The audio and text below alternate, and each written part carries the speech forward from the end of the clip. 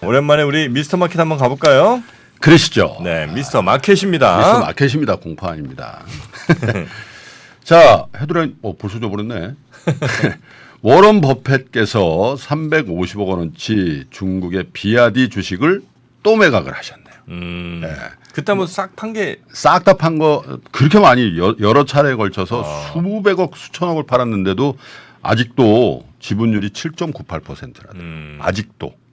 예. 그래서 이 뉴스를 한 번인가 두 번인가 전에 드린 것 같긴 해요. 예. 그러니까 BYD의 7%를 아직도 들고 있다고요? 7.98%. 아이고야 많다. 그렇게 많이 팔고도. 완전 대주주 아니에요? 네. 근데 20% 정도 갖고 있었거든요. 네. 근데 이 뉴스를 왜 재차 반복해드리냐면 참 시사하는 바가 있구나. 참 이 워런 버핏이 올해 93세로 제가 알고 있어요. 근데 언제까지 하실는지 모르겠지만 참 어쩌면 100년 이후에도 주식시장이 존재하는 한 워런 버핏이라는 사람이 있었다. 있었노라. 이렇게 평가받을 위대한 투자자로 인생을 점차 완결해 나가고 있다라는 그런. 물론 이제 그 기간에도 앞으로도 건강 상태 보니까 10년은 좋게 하실 것 같은데 큰 실수를 하실 수도 있죠. 그런데 지금까지 한 10년 이상 해오는 걸 보면 정말 대단하다 이런 생각을 해요. BYD라는 주식이 지금 굉장히 잘 나갑니다. 전기차 1등 업체죠. 전 세계에서. 그리고 시가총액도 아마 전 세계 차 업체 중에 한 3위 정도 할 거예요. 포르쉐도 넘어섰다는 뉴스도 보고 했는데, 근데 BYD 주식을 산 시점과 판 시점이 매우 상징적입니다. 그 차트를 한번 보여주세요. 제가 산 시점까지는 카바를 다 못합니다만은 저희 10년 차트거든요. 저희 뉴욕 거래 달러 텀으로 지금 주가가 돼 있는데. 됐습니다. 차트는 언제 샀냐면은 이분이 2008년 9월에 샀어요. 네. 몇 주를 샀냐? 2억 2,500만 주를 샀습니다. 근데 그때 투자한 돈이 얼마냐? 2억 3천만 달러입니다. 1달러였어요? 하나에? 뭐 거의 그런 정도. 8 홍콩 달러에 샀으니까. 홍콩 그러네요. 달러 대비해서 달러의 환율이 7.7배 정도 되니까 거의 1불 어간에 산 거예요. 그런데 8 홍콩 달러에 산 이 주식을 언제 처음 매도를 했냐면 2022년 여름에 처음 매도를 했는데 이게 얼마냐? 277달러. 홍콩 달러 기준으로. 그러니까 34배. 수익률로는 3,400% 났을 때 처음 팔기 시작해서 그 이후로 지속적으로 팔고 있는 거예요. 3,400%입니다. 그러니까 기간으로 따지면 2008년부터 2022년 사이니까 14년 정도 가지고 있다가 34배 드시고 계속 분할 매도 하시는 거예요. 근데 그때는 전기차가 그렇게 이슈도 아니었던 것 같은데. BYD. 그러게요. 전기차가 2008년에 네. 그렇게 뭐 큰. 아니 그러니까 그때는 벤처기업 수준이었겠죠. 벤처기업을 조금 넘어서는 수준. 전기차가 이제 시동을 거는 수준, 그죠? 그때 투자했다고요? 그래서 제가 늘 말씀드리지만 워런 버핏 같은 분들은 사업을 한다 그러잖아요. 단순한 트레이더가 아니라 그죠. 동업자로서 들어가는 건데 동업을 할 때 딱 두 가지만 보시라고 늘상 말씀드리냐. 하나는 비즈니스 모델. 그 비즈니스 모델이라는 시대를 반영하는 겁니다. 네. 아니 뭐 철강업이 카네기가 활동할 때는 최고의 성장주였죠. 예. 그죠? 근데 지금 철강업이 뭐 성장주입니까? 그죠? 듀퐁이 처음 나왔을 때 화학주는 완전 성장주였죠. 스타킹 전 세계에 팔았죠. 그렇죠. 네. 그런데 지금 그걸 성장주라고 얘기는 안 하잖아요. 그러니까 지금 성장주는 뭐냐? 전기차라는 거예요. 근데 그 전기차가 성장주의라는 거를 다 알고 있는 상태에서 주가는 과연 성장주의 성장성을 반영하냐? 그게 아니라 워런 버핏은 2008년도에 그 성장의 가치를 보고 전력적 20%의 지분 투자를 하는 거죠. 동업의 시점이 중요하다는 거죠. 비즈니스 모델은 그때 당시에 미약해 보였지만 그죠? 동업을 하려면 그럴 때 해야 된다는 거잖아요. 그런데 작년 여름부터 지금까지 계속 워런 버핏이 팔고 있을 때도 BY 주식은 그렇게 많이 안 빠졌어요. 그냥 유지되고 있어요. 그때 산 사람들은 이제 BYD에 대해서 새로운 동업자로 들어가는 거거든요. 워런 버핏은 나올 때. 네. 동업을 파하고 회수할 때 워런 버핏의 지분을 산 개인 투자자, 기관 투자가 있을 거 아닙니까? 예. 이제부터 내가 동업을 해서 BYD랑 해서 수익을 한번 내보겠다고 들어가는데 물론 큰 수익이 날 수도 있죠. 그런데 12년 이후에 그분들이 팔면서 3,400% 났습니다. 이렇게 할 수 있을까요? 그거는 캐션 마크라는 거죠. 그죠? 그래서 투자를 동업이라고 생각할 때 비즈니스 모델, 시대를 반영한 비즈니스 모델을 가장 먼저 보셔야 되죠. 두 번째는 동업의 시점입니다. 밸류에이션이죠. 그게. 적절한 가격이냐. 네. 그래서 위대한 회사가 위대한 주가를 만들지는 않습니다.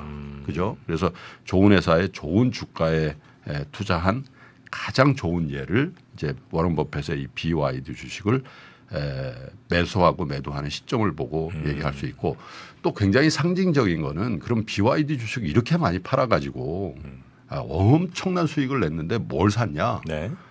시대를 역행하는 것 같은 투자를 해요. 옥시덴탈, 쉐브론 이런 거 늘렸잖아요. 화석연료. 그리고 최근에 뭘 샀냐면 코브 그 아트인가요? 뭐 이런 미국의 메릴랜드에 있는 LNG 저 플랜트 회사를 샀거든요. 이거 얼마나 샀냐? 지분 50% 샀어요. 우와. 33억 달러 주고. 이런 걸 동업이라고 하는 거예요. 근데 야 지금 LNG 사고 무슨 셰일 업체 이런 데 투자를 하냐? 회사를 사버린 거네요. 그냥 완전. 사버린 거죠. 근데 시대를 거꾸로 가는 것 같으시죠? 저는 절대 그렇게 안 봅니다. 워런 버핏이 가치 투자자라고 시대를 안 본다? 세상의 변화를 안 본다? 절대 아니죠. 그러면 TSMC를 왜 팔았겠습니까? 그죠? 근데 이런 걸 살 때 제가 갖는 워런 버핏과 대화를 해본 건 아니지만 워런 버핏이 심상을 그냥 이해하려고 할 때 야 에너지 전환기라니까 에너지 전환기에 전기차를 사는 것도 방법이지만 에너지 전환기에 나머지 화석연료에 관련된 비즈니스맨들을 얼마나 가열차게 구조조정을 하면서 가격을 높이려고 노력하겠니? 그 에너지 전환이 1년 만에 될 것 같아? 최소한 10년, 20년, 30년 갈걸? 이렇게 생각하는 건 아닐까? 이렇게 이해를 해보는 거예요. 두 번째로 이 BYD 주식을 파는 걸 보면서 정말 위대한 투자자라고 말씀드려요. 철저하게 분할 매도를 하잖아요. 물론 20% 지분을 한꺼번에 팔 수가 없어서 그런 것도 있죠. 예. 그런데 어떤 사람은 이렇게 할 수도 있어요. 전략적 투자자를 잡아서 고만삭스나 모간 스탠리 M&A 가이드한테 시켜가지고 야 M&A 시켜 내 지분 블록딜해 이렇게 할 수도 있죠. 그렇죠. 그런데 그렇게 안 하고 계속 분할해서 팔고 있는 거예요. 그래서 우리 투자자 여러분들에게 또 한 가지 이 워런 버핏의 BYD 투자를 보면서 포트폴리오도 하시되 매수할 때나 매도할 때나 분할해서 꼭 시분할을 꼭 하시라 이 말씀을 좀 드리고 싶습니다. 네. 그리고 세 번째는 시장의 변화에 민감해야 된다라는 걸 워런 버핏 보면 아까도 말씀드렸습니다. 뭘 샀나 보면 일본 상사 주식을 그렇게 많이 샀어요. 계속 사고 있죠. 그쵸. 아마 좀 있으면 더 샀다라는 보고가 나올 수도 있어요. 그래서 워런 버핏의 이런 가치 투자자들은 세상의 변화에 눈을 질끈 감고 주식의 내재 가치만 볼 것이다 생각하죠. 저는 절대 그렇게 생각 안 하는데 두 가지가 딱 맞아 떨어졌을 때 투자를 실행하고 두 가지가 딱 어긋났을 때 투자를 회수하는 거 아닌가. 뭐냐? 내재 가치가 일단 기본적으로 확보돼야 됩니다. 그쵸. 오버밸류에이션 절대 안 돼. 자, 그냥 이런 예를 들긴 쉽습니다만은 지금 워런 버핏의 벅셔 헤드워의 포트폴리오 중에 미국 외 투자가 단 하나도 없습니다. BYD 요거 빼놓고 일본 상사주 외에는 없어요. TSMC 다 팔았고 나머지 미국 외에 투자가 없어요. 네, 굉장히 상징적이죠. 이렇게 큰 투자를 하는 사람이 미국 외에 투자는 거의 없다라는 거죠. 일본 상사를 빼고. 네. 네, 그래서 밸류에이션이 부합되면서도 시대 상황에 맞는 주식을 부합됐을 때 투자를 하더라 이런 겁니다. 그래서 또 한 가지 더 재미있는 거는 버핏과 거의 동업자 수준이고 버핏보다 어떻게 보면 주식에 관한 더 현명하다라는 평가를 받는 분이 찰리 먼거잖아요. 네. 예. 동업자. 이거 추천한 분이 찰리 먼거예요. 음. 워런 이거 좀 사봐 해가지고 추천한 분이 이건데 지금도 찰리 먼거는 중국 전기차 업체에 대해서 굉장히 좋게 얘기해요. 그런데 워런 버핏은 팔아요. 두 분이 작전하시겠어요? 그 연세에? 저는 그렇게 생각 안 하고 투자는 주체적으로 하는 겁니다. 조언을 받을 뿐이지 의지해서 하지 않는다는 거죠. 네, 뭔가 얘기해봐.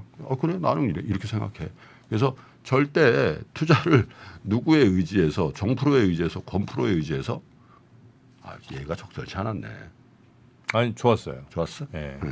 정프로 말 듣고 사시는 분이 너무 많습니다. 주체적으로 하셔야 돼요. 그리고 탓하지 않으셔야 돼요.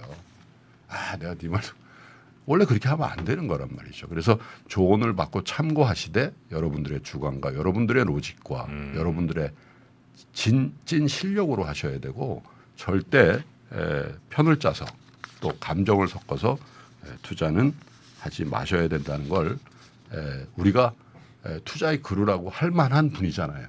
이 워런 버핏께서 몸소 실천해주고 계시니까 이도저도 안 된다 그러면 워런 버핏 따라 하십시오. 검증 받았잖아요. 네. 네. 그렇죠? 그러게요. 근데 왜 그렇게 워렌 버핏을 안 따라하게 될까요? 포트폴리오도 다 공개돼 있는데. 너무 느리다고 생각하는 거예요. 너무 화끈하지 않다.